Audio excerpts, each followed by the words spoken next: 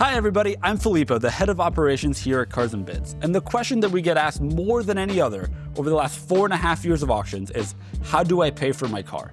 You just bid and won your dream car, and now you have to figure out the next steps.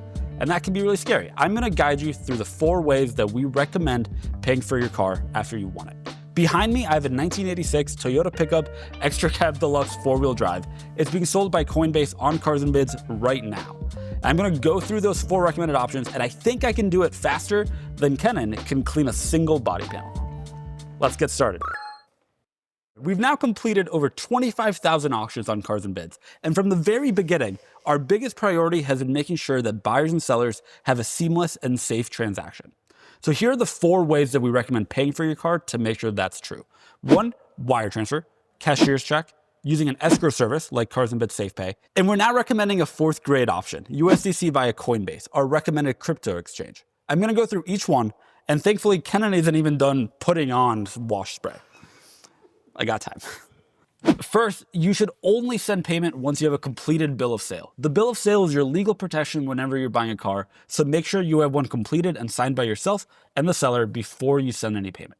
All right, let's start by talking about wire transfers. If you've ever bought a house, an expensive car, or done a large cash transfer internationally for an investment, whatever, you're probably really familiar with wire transfers. Wire transfers have a lot of benefits. You can often do them online. Most banks have made it really easy. There are millions of wire transfers sent and received each day, so it's a pretty seamless process in most cases.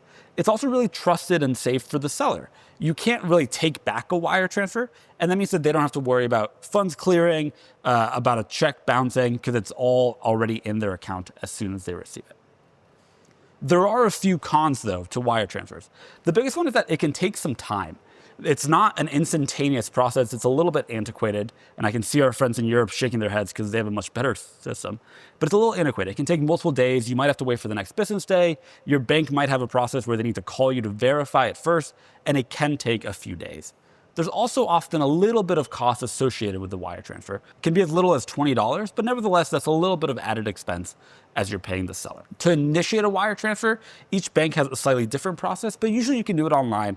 And all you really need is the seller's bank account number and routing number to get it started. And then your bank can kind of take care of the rest.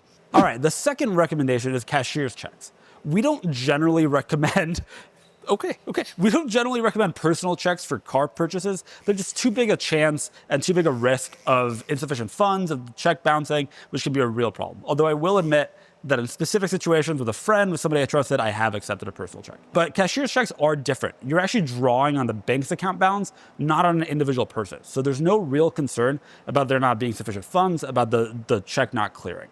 And on top of that, you can also verify a cashier's check. You can call that bank and verify that check number is valid and that you can actually cash it. So that's the big upside of cashier's checks over regular checks. It is like a check. You have a piece of paper that you can overnight to the seller, but it's trusted, it's verified, and it has just a little bit of extra safety in it. A few cons of cashier's checks, though. You do still need to send the check. So even if you overnight it, there's a little bit of a delay. And it really only works if you use a bank that has in-person branches where you can actually go and get the check itself. It doesn't work as well if you use an online bank. There's extra lag, there's extra process involved there, and it's not always ideal. And on top of that, you do still want to wait for the check to clear. You can verify it, and you should verify it if you're the seller, but you also might need to wait a little bit for your own bank to process it too before you actually release the vehicle. So great option, much, much better than a personal check, but not always the fastest option.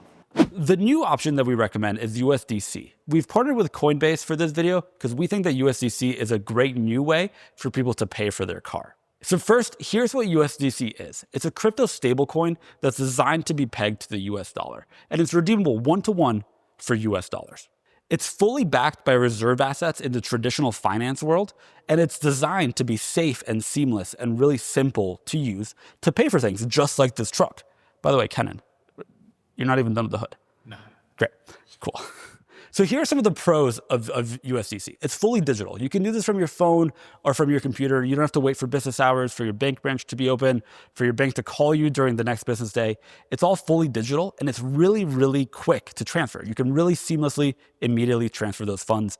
The seller can verify right away that they've been paid. So how do you actually use USDC to pay for something? First, you create your crypto wallet on Coinbase. We'll include a link to do that in the description below. You then transfer in funds, and then as soon as you know the seller's Coinbase information, you can transfer them the funds instantly. They can then choose to leave those funds in their Coinbase wallet, where they can get 4.35% in rewards, or they can convert it and transfer it to their regular bank account. You can learn more about all of this in the description below, or by going to carsandbids.com/USDC. Our last recommendation, and something that we actually recommend for all private party transactions, is to use Cars and Bids SafePay. This isn't really a payment method so much as a way to make sure that your payment and title transfer is really secure. You can actually use USDC, you can use a wire transfer, you can use a cashier's check with SafePay. But the benefit of SafePay, which is operated by KeySavvy, is that it's an escrow service. The seller sends them their title, you send them the cash, and then they kind of handle the rest. There is a small fee associated with this, but basically you're paying a trusted third party to handle all of the nitty gritty, all of the sending things back and forth, all of making sure that the title and bill of sale are filled out correctly. If you're a buyer or seller on Cars and Bids, you'll see more information about this and a way to get started directly from your winners page. All right, we've talked about wire transfers, we've talked about cashier's checks, we've talked a bunch about USDC and Coinbase, and we've talked a little bit about using SafePay with any of those. And I think we did it faster than it took you to clean a hood. And you missed a spot. All right, if you have any more questions about how to buy or sell a car on Cars and Bids, you can ask us at any time. Our team is here to help you do that, but those are our big recommendations. And hopefully, for once and for all, we've put to rest the question of how do I pay for my car that I just bought on Cars and Bids.